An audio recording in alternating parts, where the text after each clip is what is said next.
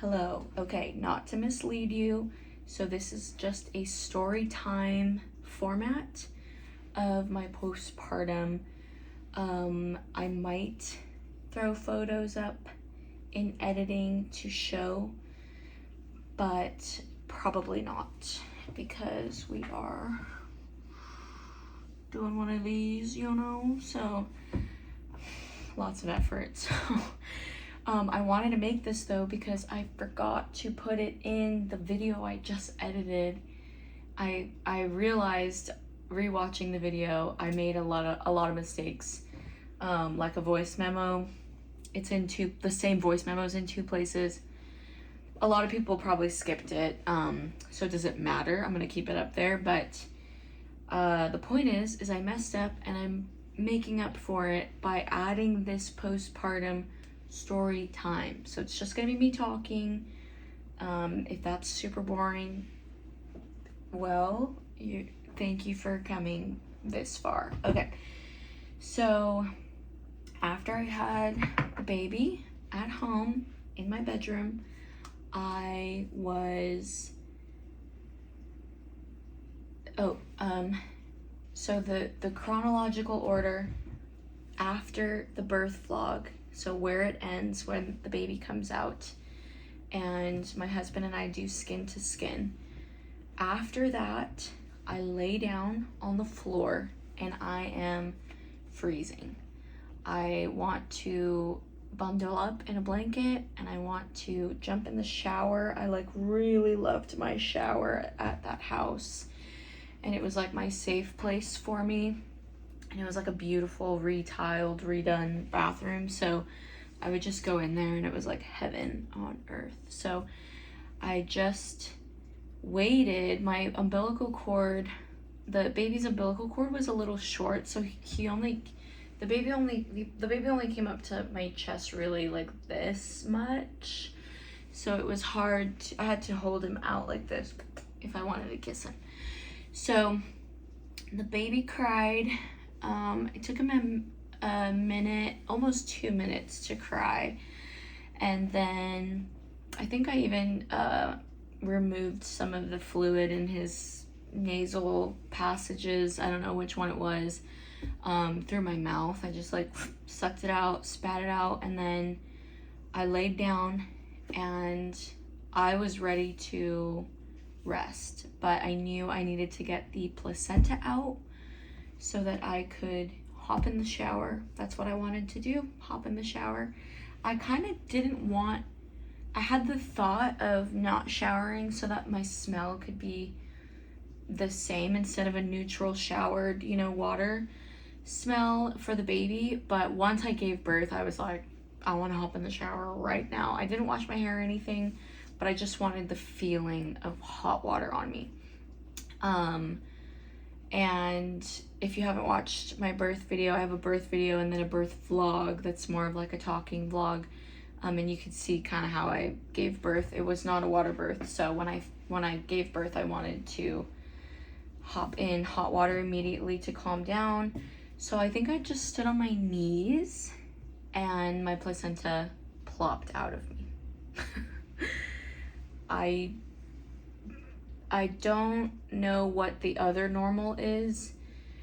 I've seen some videos of people pushing, or I don't know if it's like a hospital a medicated versus an unmedicated, but I'm not sure. For me, it just plopped out. Giving birth felt like pooping. My placenta felt like, and I was like, oh, is that there's my placenta. Also, wow, it's huge. It was like huge, humongous. So I didn't end up doing anything with it. My husband and I were joking about wanting to eat it and, make tacos and stuff like that with it. But we ended up freezing it and life got in the way. And after, I think it was 8 to 9 months or a year, I think when my baby turned 1 year old, I tossed it because it just had like the freezer burn, and I was like, we're not gonna do anything with this, and we have another baby. What am I gonna do? Have 2 placentas in the freezer? So yeah, it was huge. And then once the placenta was out, we put it in a stainless steel bowl, and I hopped in the shower. So my mother-in-law went in the bathroom with me just to monitor me, to make sure, you know. I think that I was pale and exhausted, so I know my grandma said I looked like I was just lifeless. I did not feel that way though, but I appreciate the concern of my family members. So my mother-in-law, for example, went with me to the bathroom, and I showered. I don't know how long I showered for. The hot water felt so good, and she was like, okay, we really need to get you laying down. And I was like, please, just 5 more minutes. Just 5 more minutes, because I was freezing. That's what I remember. And she was like, you're in shock. And I was like, okay, I just really want to be in the hot water. And so I get out of the shower and I go into bed naked, like just with a towel on. And this is where I don't remember. So I hear a lot of women say that the actual birth is like a little foggy. For me, the birth is super vivid, and my labor all day is vivid. But then once I hop out of the shower, that's where my mind kind of goes like, what's the order of things? I don't really remember. So he was born at night, like 6, and then my family members, my blood gets there 30 minutes after the baby's born. So I remember by the time I had slipped into bed, my grandparents walk in, and I'm like, I did it. And my grandparents are like, oh, good job, good job. And my mom comes in, and then at some point, my husband cuts the umbilical cord. I'm pretty sure. I had just made the request to keep them connected as long as possible. And I think he might have said to me like, hey, it's completely white. I think he asked permission. Can I cut it? And I was like, yeah, go for it. And I think he did it with me, like in front of me. I don't remember that part. So I think I was just ready for, sleep or rest. So I requested In-N-Out, which is for non-California people. It's a cheeseburger joint with just a classic burger and fries. And I did get a soda. So I requested In-N-Out, waited for that. My father-in-law grabbed that.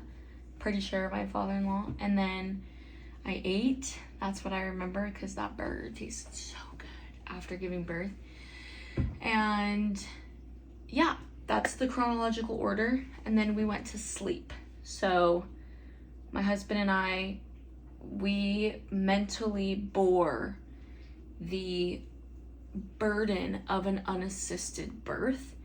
So we were mentally exhausted because I can't remember if I mentioned this in the first vlog, but this is so important. We had the home birth by a midwife. It's like extremely informative. We had that out like an encyclopedia, like a dictionary, like a step-by-step guide. And so there were many moments where I would be positioned a certain way, and then we would grab the book, open it, because having never given birth before and we're doing a planned unassisted, there were some things you only knew in theory, So we had rehearsed and briefed ourselves and did a lot of work preparing mentally, spiritually, emotionally, physically, but not until we were there. It was like we were following signs, and just also there's multiple outcomes, we weren't unwise about it. So we had to look out for, which the book that we recommend gives signs to look out for, warning signs. Like, if your wife's lips are completely pale, like gray, there is something not good, you know, alluding to hemorrhaging or bleeding out in a non-visible space. So there was a lot of things like that where we were watchmen for ourselves, and we had to be vigilant about literally every single thing. So, and you know, be calling out the stages of labor for ourselves. So that being said, I forgot if I said that in the first vlog, we were mentally exhausted. We fell asleep, and my baby fell asleep with my mother-in-law on the couch next to us. She was holding him. So we got a good night's sleep, woke up at 5, and it was go time. I was like, I just remember feeling like it was go time, like get my breakfast in. I was just in recovery mode. So this is my postpartum in a nutshell. I, you know, respect there's different versions and pursuits and even just resources. So I had my abuela, which is a grandma. I had my abuela with me for a large chunk of time, and I had mentally prepared to do postpartum recovery 30 to 40 days. So we really stuck to, I wasn't on a strict regime, but we stuck to, you know, don't do anything, lay around, don't even stand up for the first week, which I know is not possible if you have other kids and stuff to do. So that's why we leaned heavily on, like, literally I had a physical caregiver, and she helped with the baby as well. And it really supported that transition phase for me of just being able to rest and not feel the burden of, doing anything. So I know that'll be different. Like, we're currently planning that right now with our next baby. I have my Willa coming again, and, you know, it looks different because we have kids and we're just pulling on family. So family is a huge resource for postpartum recovery, because I do strongly believe that birth is a replenish and diminishing cycle. For what I mean by that is your baby is taking minerals and vitamins, and just it's sucking energy from you, depleting you. And when you give birth, you are at a reset, and so you spend the next however long replenishing, and then throw, you know, breastfeeding in the mix, and there is just a cycle in my head of replenish and deplete, replenish, deplete. So right now, for example, I'm in another depleting phase where everything is going to my baby. Obviously, I'm keeping up, like I'm maintaining and, you know, eating for this baby and I, but you really are at a depleting / deficit more than a replenishing phase. For example, in case it's too wordy, well, I just mean once you've given birth and you heal and you're done breastfeeding, you start entering into a replenishing phase where everything that you're intaking, everything that you're doing is benefiting your body and you. So things like, you know, hair growth versus hair loss, weight gain versus weight loss, calorie burning versus not burning any calories. So things like that. So my point in saying that was, I take the first 30 to 40 days extremely seriously. Extremely, absolutely, definitely seriously. And I would advise, again, life is hard, you gotta work, all these things. If you can, try to pull on as many resources as available, and you know, I think it's really important. Like for my husband and I, it's super important to live near family, because that's just a huge resource for us in the physical.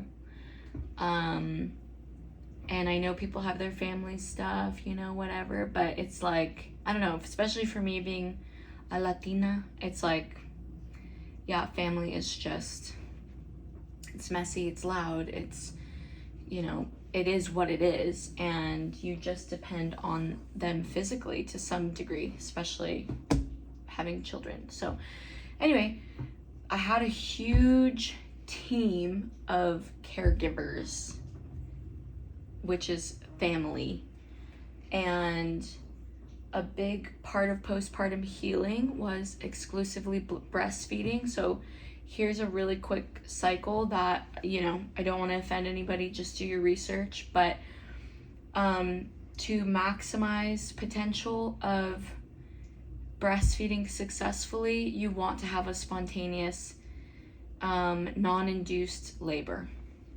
Everybody has a different experience. You can have a vaginal home birth, unassisted, unmedicated, and still have problems breastfeeding. You just want to tune into your body and give it all of the resources needed and let all the hormones happen. I know that I say that and people can still have failure in breastfeeding, which failure is not bad. But we just want to maximize. We want to have a mentality of maximizing design. So it's not even success or failure. It's just maximizing design and letting your body do what it wants to do. So yeah, things like avoiding a C-section as much as possible, avoiding inducing labor. Again, these things are not bad and they're not negative and they're not failures, but they do. I know so many people who have had a C-section and they breastfeed. So like, you get me, I'm not saying that, but I'm just saying I have a mentality of maximizing design and trying to let the body do as much as possible. So oxytocin, for example, is a huge hormone that is present in pregnancy, in birth, and in postpartum healing. And it also fuels breastfeeding, by the way. So that was something I felt was really healing in postpartum. Every time I breastfed, the first 3-4 weeks, I had contractions that were actually painful, whereas birth was nothing. It was like, I just felt like I was pooping. It was painless. And when I would put my baby on, I was like, and it was just like, I was having contractions because my uterus was shrinking and it was healing and it was closing up that wound of my massive placenta. I was like, do I have this size hole in my uterus right now? So I could feel that cramping. So breastfeeding was a very healing thing for me in the physical. I was like, ouch, and also I'm healing. And I just attributed each sharp contraction to my uterus. My uterus is closing up, and obviously it was my first baby, so it changes the more, you know, babies that you have. I'm totally not anywhere near all you mamas that have, you know, 4, 5, 6 plus babies. Oh my gosh, I commend you. I want to be you. But my uterus closed fairly quickly, and I think that was due to the breastfeeding. Obviously there's youth involved. I'm not, you know, I'm in my late 20s, so I'm very youthful still. But I'm not like a 19-year-old, you know. So I had a quick healing process.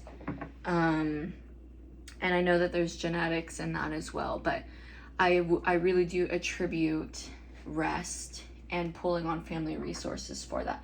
The other thing, lastly, that I'll say that attributed to postpartum was this thing called gentle birth. I just posted a reel about it, which is why I remembered to do this. You take it the last 5 weeks of pregnancy and it is supposed to prepare your body, prepare your uterus, attributes the blue cohosh. Mine is with blue cohosh root. Do your research before you buy or purchase or take any advice. But it speeds up labor, and it helps with postpartum complications like hemorrhaging, hormonal things. There's a lot of herbs in this tincture that, for example, like red raspberry tea leaf, that's preparing literally your uterus, your hormones around contractions. So this I would attribute helped my healing. I just want to say I healed really, really fast. I stopped bleeding after maybe 2, 3, 4, 5 days. I can't remember exactly. And I just felt really good. Again, I was resting. I wasn't doing anything, but my body felt right away like I'm in recovery mode. And this feels good. Diet is another thing. A lot of meat, a lot of iron. I had a lot of rice and steak and pho. Oh my goodness, which is essentially just an extremely hot, clear, scrumptious broth, and it's made from usually beef bones, and it has like star anise, fennel, so you can make your own like chicken or beef broth or stock and just throw in fennel, caraway seeds. It's a Vietnamese soup, so I just know that some parts of the country don't have pho. I'm in Southern California, so we have every food imaginable, and pho it's so good. It's Vietnamese. It's a rice noodle. The rice noodle is so fattening. It's gluten-free if you're into that thing. And I had a lot of pho, a lot of lime, a lot of steak and rice, I feel like that's the main thing I had. And then a lot of teas. My grandma was just bringing me tea after tea after tea after tea. It was like, I didn't finish this one. She's like, well, drink it, okay? So that was big, was the diet. And then I want to say, do I want to say anything else? Sunshine. I went out. I didn't leave. I did leave. I had to leave my house because we had an unassisted home birth. So I had to go to the county clerk and register my son within 10 days. So I did leave my house, but I made sure to be super conservative about it. You know, wheelchaired. I was wheelchaired in to all these places. And yes, I didn't have tearing or hemorrhaging, or I don't know, like the list of complications off my head. So I did prepare pads with witch hazel, and I folded them back, put them in a Ziploc bag individually, and put them in the freezer. So I had prepared an entire pack of that, and I think because I didn't have tearing, or the other word of like organs coming out, I forget what that word is called. I get it mixed up. Hemorrhaging, hemorrhoids, hernia. I think it's hemorrhoids.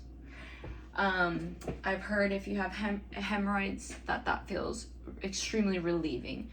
I put it on my completely fine vagina, and I was like, it was like a brain freeze for your vagina, because I wasn't needing any relief. So I did prepare those, and then I had, of course, a peri bottle, and I put witch hazel and warm water, and every single time I peed for the first week, I just cleaned it out like that. And then I did adult diapers. I just loved having those on. Those just felt so good. Yeah, adult diapers from like Target, and that's it. That's all I really prepared for postpartum. So hopefully I'm not leaving anything out. And that is all I have to say about postpartum and healing and the chronological order and the experience of things. So hopefully this was useful. I don't know. I'm just sharing because it was requested on some of the comments. So yes, if you haven't already, subscribe, like the video, go watch the other videos. It really helps the channel, and we've had some really awesome positive comments about people saying it's a godsend to find this channel. If this is your first video that you're watching, I talk a lot about Jesus and having a supernatural birth and what's available for you. So yeah, I've just been having a lot of good comments. So if you are interested, that's what we talk about on this channel. So you can subscribe and like and go check out the other videos. Okay. Enjoy, guys.